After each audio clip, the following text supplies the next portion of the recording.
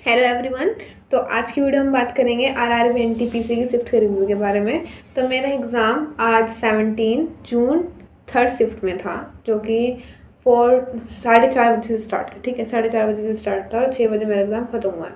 तो मेरी हालत दिख रही होगी आप लोगों को, खस्ता बिल्कुल, क्योंकि मेरा सेंटर लगा था 80 किलोमीटर दूर। अब मुझे पता नहीं कि किस खुशी में इन्होंने इतनी दूर सेंटर लगाया, क्योंकि सेंटर तो 25 से 30 के दायरे में लग जाता है, ज़्यादा दूर नहीं जाना पड़ता। बट मुझे पूरे 2 घंटे की जर्नी कवर करनी पड़ी and I just got tired.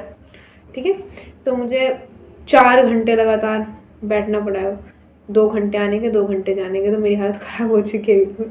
And अब मैं इस टाइम पर रिव्यू रिकॉर्ड कर रही हूँ।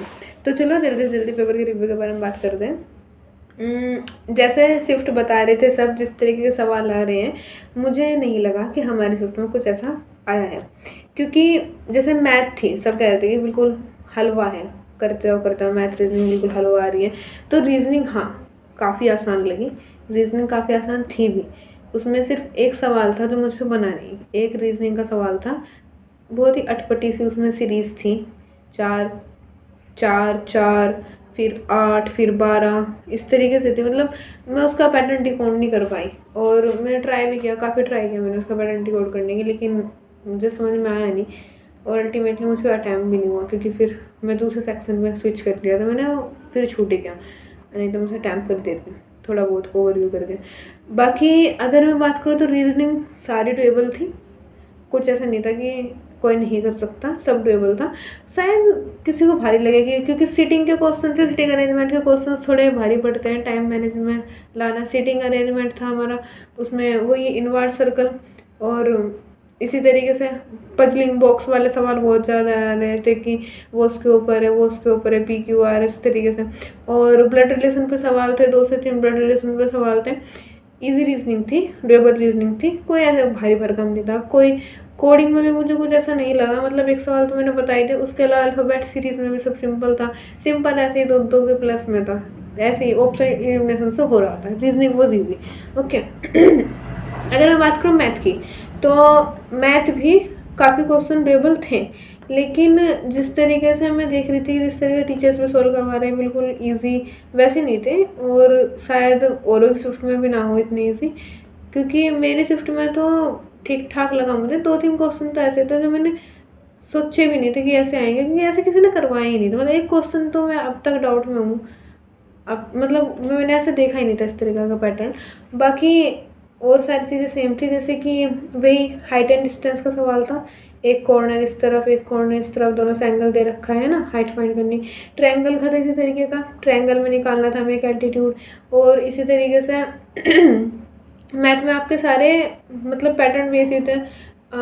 अगर मैं याद करूँ तो प्रॉफिट लॉस के थे, डिस्काउंट के थे, एंड SICI के थे। SICI के 3-4 साल में वही, और SICI के, प्रॉफिट लॉस के, डिस्काउंट के थे। एक तो मैंने परसेंटेज से बनाया था, मतलब परसेंटेज से प्योरली बेस नहीं था, परसेंटेज से मैंने बनाया था। तो कह सकते हैं कि ज़्यादातर सवाल डुएबल थे। ऐसे ही जैसे टीचर सोल्व करवा रहे वही पैटर्न था, लेकिन सब कुछ उनमें से नहीं था। अगर कंप्लीट नहीं गए, सब कुछ उनमें से नहीं था। 5 से 6 क्वेश्चन ऐसे थे जिनमें खुद का दिमाग लगाना पड़ा, और एक क्वेश्चन तो ऐसा था जो पैटर्न का था ही नहीं, मतलब जो थोड़ा हट के आ रहा है। शायद मुझे लगता है इस शिफ्ट में थोड़ा हट के आया है। तो ऐसी मैथ रही थी, है ना। और जी की बात करूँ तो जी के वैसे तो मुझे ऐसा लगता है जिस पे आती होगी वो भी नहीं कर पाया होगा। मेरे पे तो वैसे ही मेरा तो वैसे ही थोड़ा मामला ख़राब है जीके में, लेकिन मुझे ऐसा लगता है कि जिस पे आती होगी वो भी खासा नहीं कर पाया होगा। मतलब कुछ क्वेश्चन तो खींचने लायक थे, और कुछ क्वेश्चन बहुत ही बेकार थे। करंट से क्वेश्चंस थे, करंट में भी मैं कहूँगी जनवरी 2026 के और अक्टूबर अगस्त 2025 से करंट के क्वेश्चंस। और मतलब 2025 से करंट के क्वेश्चंस थे, है ना। अक्टूबर और अगस्त मुझे याद भी आ रहा है, 1-2 ऊपर भी गए थे उससे, मतलब मुझे लगता है शायद मार्च अप्रैल के लगभग 2025 से करंट के भी थे। और बाकी बात करें तो आर्टिकल्स थे हमारे, आर्टिकल्स थे ठीक ठाक, म्यूनिसिपलिटी वगैरह के आर्टिकल्स थे। और अच्छा मतलब ये कह सकते हैं हम कि ऐसा कुछ नहीं था जिस तरीके से अभी मैं ट्रेंड देख रही थी, थोड़ा हटके ही था। कंप्यूटर का लेवल भी हटके था। कंप्यूटर में मुझ पे कंप्यूटर अच्छी तरीके से आती है, मतलब I can manage computer. Computer मेरा बेस्ट पार्ट रहा है वो। लेकिन उसमें 2 सवाल ऐसे थे जो मुझ पे बने नहीं कंप्यूटर के, बहुत ही बेकार, पता नहीं क्या था, मुझे समझ में ही नहीं आया। समझ में नहीं आए वो 2 सवाल बिल्कुल भी। तो मैं ऐसे ही तुक्का मार के आई हूँ। बाकी मैंने सुना था कि कंप्यूटर में फुल फॉर्म आ रही है, लेकिन ऐसा कुछ नहीं आया। कंप्यूटर में फुल फॉर्म भी नहीं थी। एंड फोक डांस था, एक फोक डांस था, और बहुत ही बेकार बेकार बेकार सवाल थे। मैंने सब में तुक्के मार दिए हैं। होल्टिक होल्टिक होल्टिक। ज़्यादातर तो मुझे ऐसे ही लगा कि करंट बेस्ड पैटर्न ज़्यादा था, है ना। बाकी मैं तो क्लासीफाई नहीं कर पा रही। हाँ, इकोनॉमिक्स से एक सवाल था, इकोनॉमिक्स से एक सवाल था, वही आपको प्राइमरी सेकेंडरी टर्सरी वाला।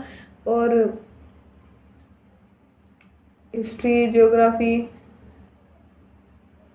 ज्योग्राफी वगैरह ऐसा कुछ नहीं था, मतलब बेकार जीके थी, बेकार जीके थी, इतना खासा था नहीं कुछ अच्छा। तो अगर मैं कहूँ तो मेरा पेपर तो मॉडरेट लेवल का था, ऐसे बिल्कुल ईजी तो नहीं था जिस तरीके का सुनने में आता है कि पेपर बहुत आसान आ रहा है। मॉडरेट लेवल का मुझे लगा। और अगर आपके किसी का भी शिफ्ट में हुआ हो और आपको थोड़ी बात कोरिलेट कर रही हो, मैच कर रही हो, तो एक बार कमेंट में बताना, ठीक है। क्योंकि नहीं बता पाता इंसान, अपनी अपनी शिफ्ट का पेपर हो तो नहीं क्लेरिफाई कर पाता कि उसका हार्ड था, इजी था, क्या था। और वैसे भी आरआरबी का मुझे इतना नहीं पता है ना कि किस तरीके से क्या चल रहा था। वो तो मैंने थोड़ा बहुत देखा, सब कह रहे थे ईजी है, ईजी ईजी है, तो हम भी चले गए। है ना। तो अगर आपका किसी का इस शिफ्ट में एग्ज़ाम था तो शेयर करना थोड़ा बहुत कि आपको कैसा लगा, ईजी था, क्या था। और बाकी आज के लिए इतना ही। थैंक्स।